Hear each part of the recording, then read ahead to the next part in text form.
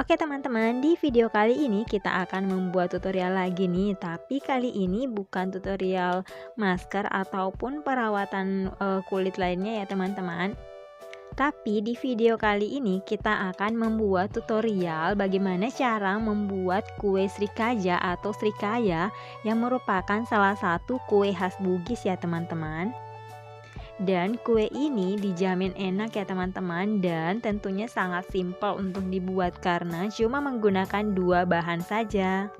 Apa saja bahannya dan bagaimana cara membuatnya? Yuk disimak tutorialnya sampai habis. Assalamualaikum warahmatullahi wabarakatuh. Welcome to my channel calon guru baru. Sebelum lanjut jangan lupa subscribe.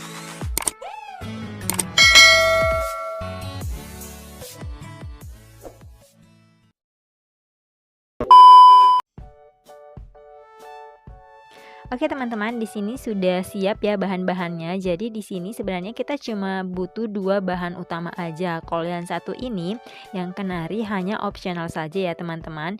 Jadi bahan yang pertama di sini kita membutuhkan gula merah. Dan gula merahnya ini untuk takarannya kalian siapin aja dalam satu mangkok ya teman-teman. Nah, selanjutnya di sini kita membutuhkan 10 butir telur. Nah, selanjutnya yang ketiga ini adalah untuk toppingnya saja. Jadi ini pilihannya opsional ya teman-teman. Jadi kalau misalnya kalian tidak menyukai kue ini memiliki topping, kalian nggak usah menyediakan kenari ini. Atau jika kalian menginginkan adanya topping yang lain, misalnya keju, kalian bisa menggantinya dengan keju ya teman-teman. Oh ya, sebelum kita ke cara membuatnya, di sini kalian juga harus menyediakan wadahnya ya teman-teman. Ini wadahnya sudah dilapisi dengan plastik yang diolesi dengan minyak.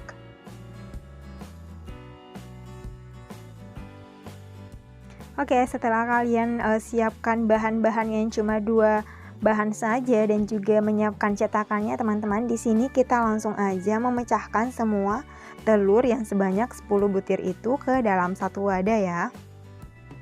Dan mohon maaf ya teman-teman jika kualitas pengambilan video ini kurang bagus atau kurang strategis pengambilannya.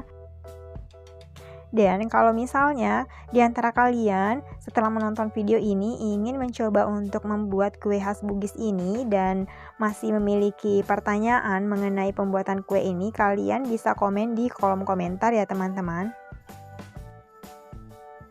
Oke, ini 10 butir telurnya udah dipecahkan semua ya teman-teman. Nah, selanjutnya kalian tuangkan 10 butir telur ini ke dalam wadah yang lebih besar karena kan nanti akan kita campurkan dengan gula merahnya ya.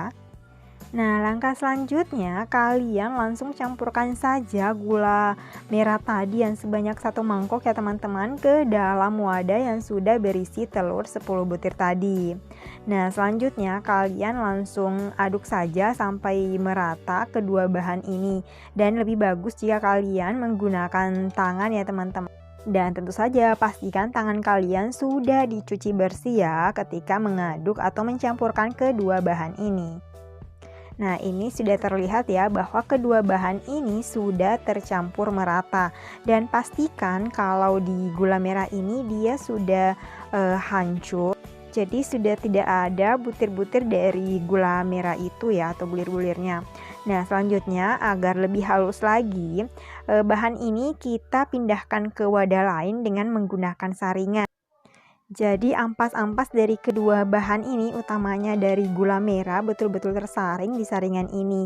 Jadi yang kita gunakan betul-betul bahan yang sudah halus ya teman-teman.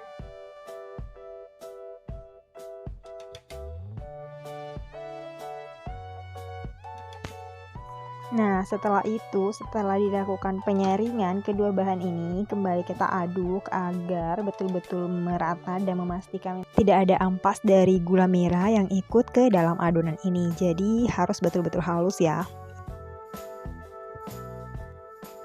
Nah, selanjutnya cetakan tadi kita panaskan selama kurang lebih 4 menit ya. Nah, setelah itu adonan yang telah betul-betul halus tadi kita langsung tuang saja ke dalam cetakan ini.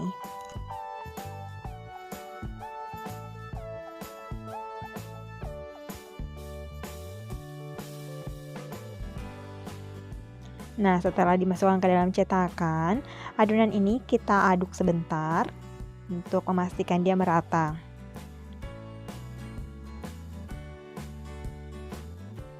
Dan setelah adonan diaduk sebentar ya, kalian langsung aja tutup adonan ini.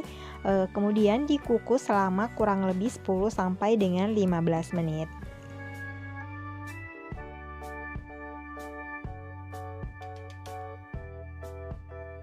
Nah, kemudian setelah masak seperti ini, kuenya bisa kalian berikan topping. Di sini saya berikan setengah aja topping kenarinya dan setengahnya tidak menggunakan topping. Jadi opsional aja ya untuk penggunaan topping ini. Nah, setelah diberikan topping, kue ini kalian kukus kembali sekitar 2 menit dan setelah itu kuenya sudah bisa untuk dihidangkan.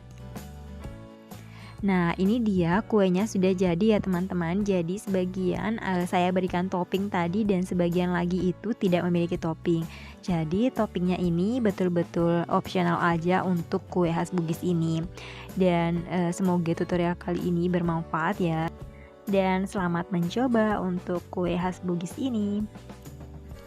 Sampai jumpa di video selanjutnya dan jangan lupa untuk subscribe, like, komen, dan share ke seluruh sosial media yang kalian punya ya.